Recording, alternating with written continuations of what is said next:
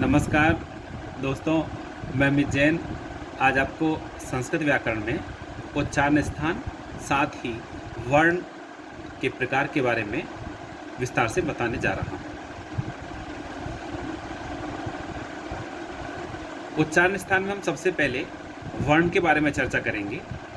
वर्ण क्या है बच्चों? जैसा कि आप शुरू से या प्रारंभ से हम देखते हैं कि क, ख, ग, ए, आ, ई, ये सब वर्ण होते हैं। वर्ण की परिभाषा है, वर्ण उस मूल ध्वनि को कहते हैं जिसके टुकड़े नहीं हो सकते। अर्थात वर्ण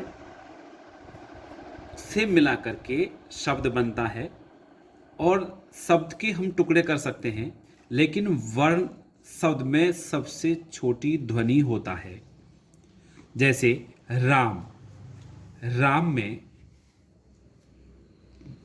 दो वर्ण हैं, रे और मैं, इनसे मिलाकर के राम बनता है।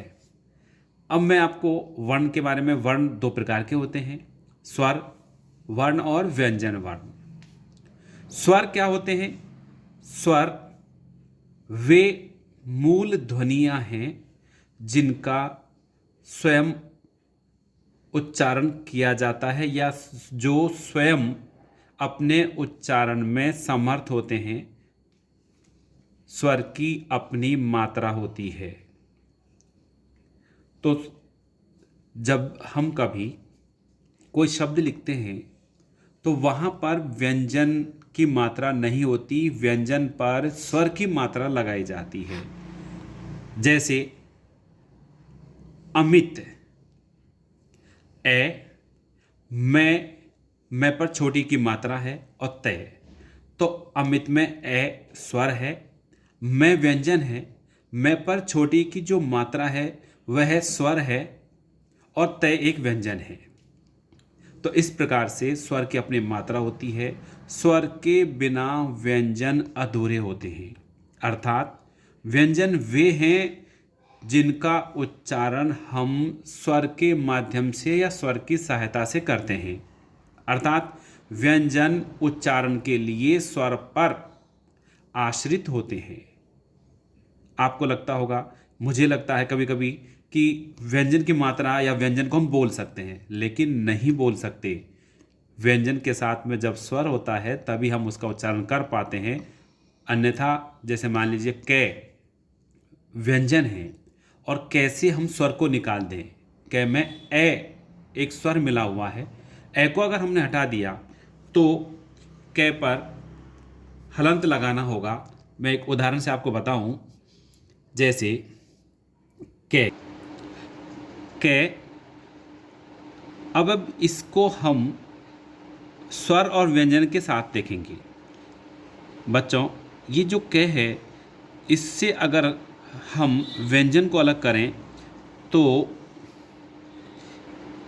ये कै जिसमें हलंत लगाएंगे ये कहलाएगा शुद्ध व्यंजन।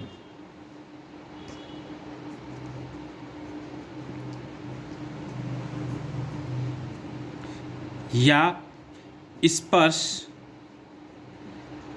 व्यंजन भी इसे कहते हैं।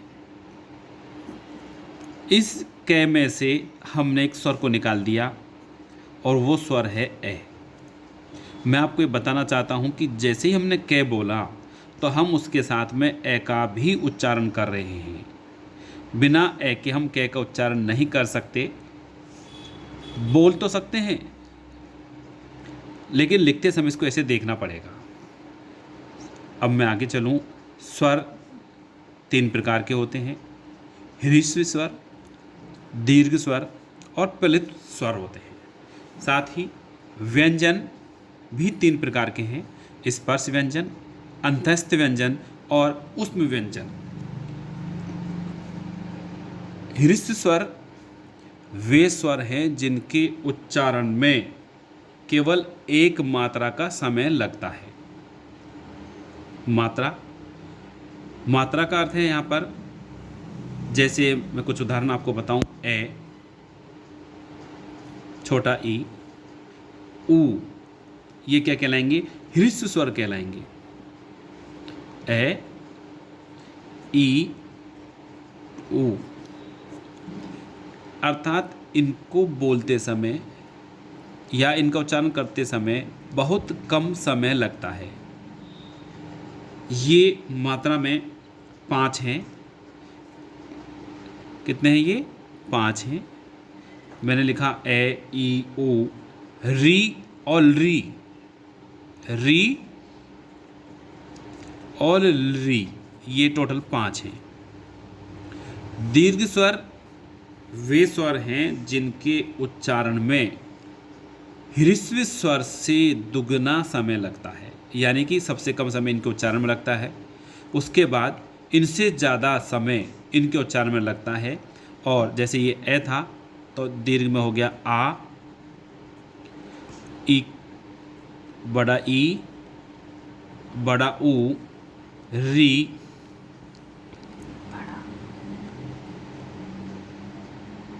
ए,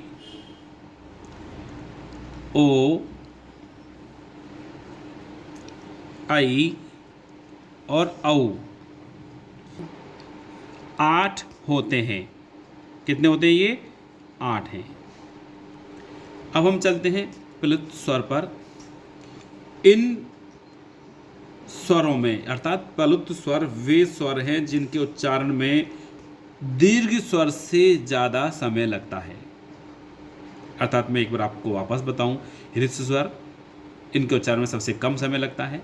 दीर्घ स्वर इनको बोलते समय या उच्चारण में इनसे दुगुना समय लगता है दीर्घ स्वर में, ह्रस्व स्वर से। और दीर्घ स्वर से भी ज़्यादा समय प्लुत स्वर के उच्चारण में लगता है।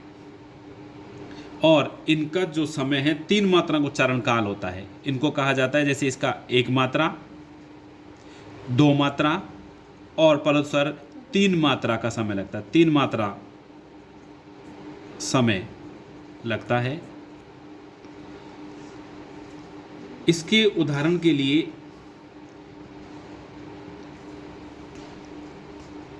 एक दो शब्द हैं, जैसे ओम। तो ओम में क्या करते हैं? ओ, इसको 3 संख्या से ऐसे इंगित किया जाता है। ओम आपने देखा होगा कहीं पर लिखा हुआ। जैसे मान लीजिए एक और उदाहरण है, जैसे जोर से बोलना है ए, तो इसमें हमको प्लुत स्वर को इंडिकेशन देने के लिए 3 का अंक जो हिंदी में लिखा जाता है उसको लिखना होता है ए, और ये 3, तो इसका मतलब हो गया ए। इसको हम ऐसे भी कह सकते हैं राम। तो इतना जब इसमें जोर दिया जाता है तो वो प्लुत स्वर कहलाता है। आपको ये अच्छी तरह समझ में आया होगा। अब हम चलते हैं व्यंजन वर्ण पर। इसमें सबसे पहले स्पर्श व्यंजन। जिस भी वर्ण का उच्चारण किया जाता है वह हमारे मुख से होता है। आप सभी ने देखा होगा हमारे मुंह से, हमारे गले से अंदर से आवाज़ आती है। और बच्चों, उच्चारण के लिए वर्णों का जो उच्चारण किया जाता है उसमें महत्वपूर्ण है हमारी जीभ, हमारे दांत, हमारी नाक, हमारे ओष्ठ और मूर्धा, तालु, ये सब, और गला, इनसे उच्चारण किया जाता है। तो जो स्पर्श व्यंजन हैं ये संख्या में 25 हैं। अर्थात जब हम उच्चारण करते हैं तो इन वर्णों का उच्चारण करते समय हमारे मुख तंत्र में, हमारी गले में, हमारे मुंह में ये वर्ण कहीं न कहीं क्या करते हैं? स्पर्श करते हैं। इसलिए इनको स्पर्श व्यंजन कहा जाता है। और इसमें प्रमुख सहायता जीभ की होती है। जैसे मैं पहले आपको बताऊं, कै, आप खुद बोल करके देखना, खे, गे, चे, छे, जे, झे, ते, थे, दे, धे।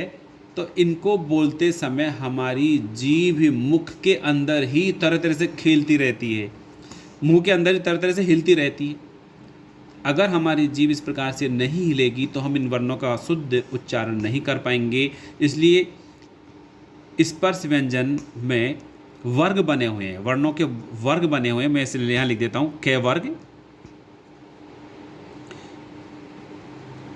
फिर है च वर्ग, और थोड़ा स्पेस कम है इसलिए यहाँ लिख देता हूँ मैं वर्ग,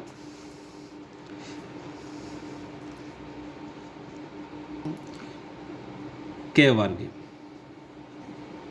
फिर च वर्ग,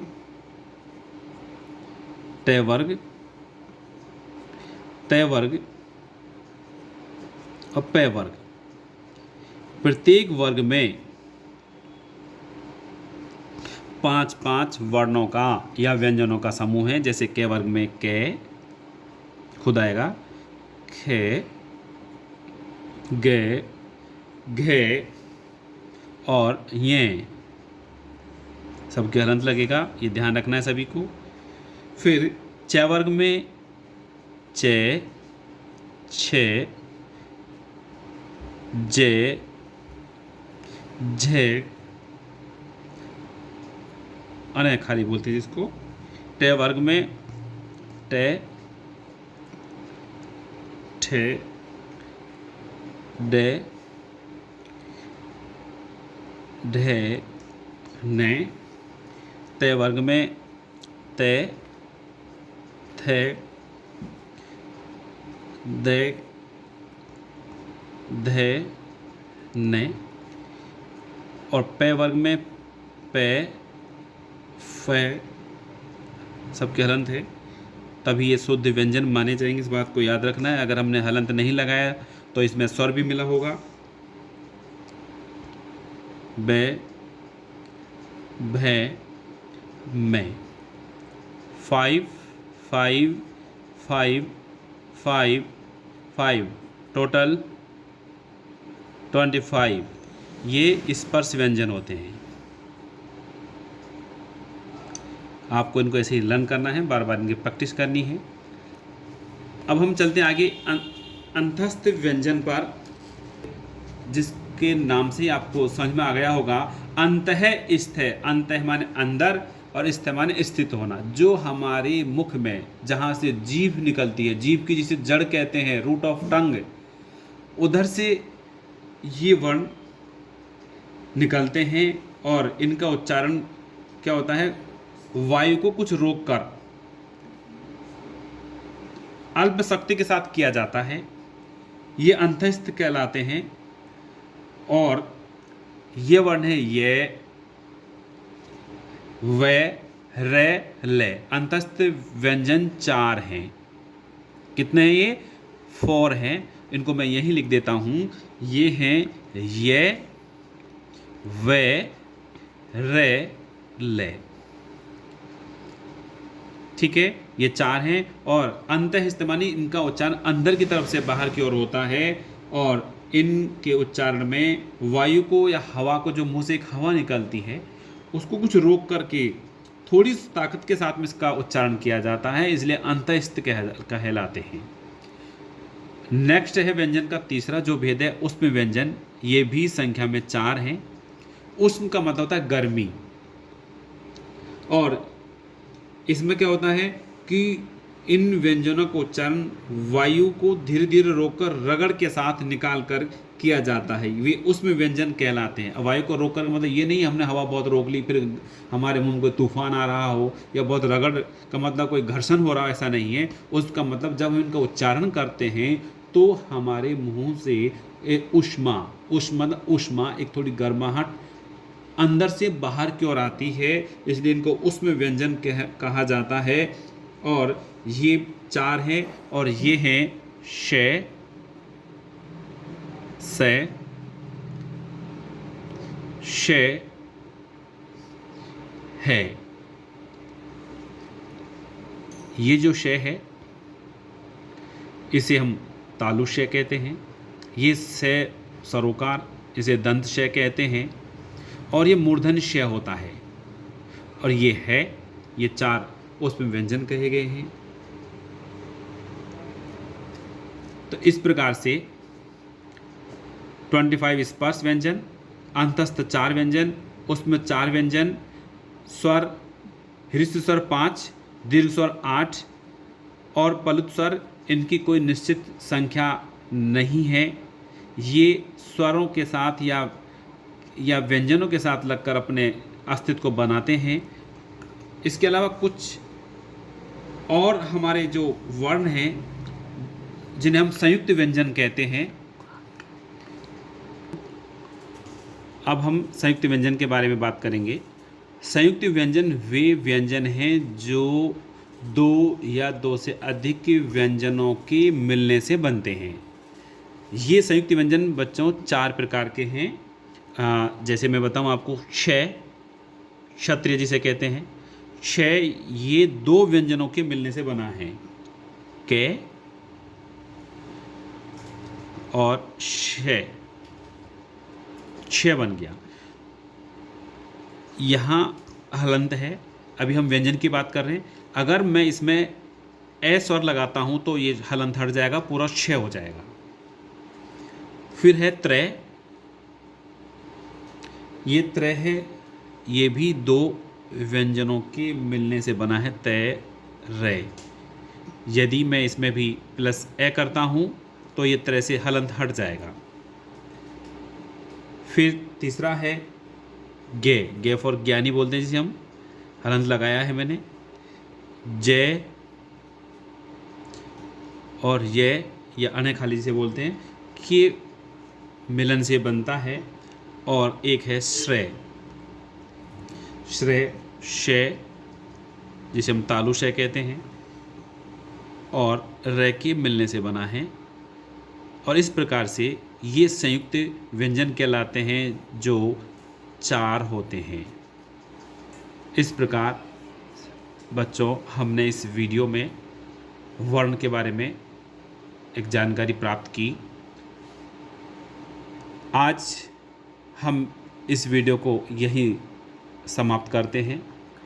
अगर आपको यह वीडियो पसंद आई है तो please like, share and subscribe ज़रूर करिएगा और बेल आइकन ज़रूर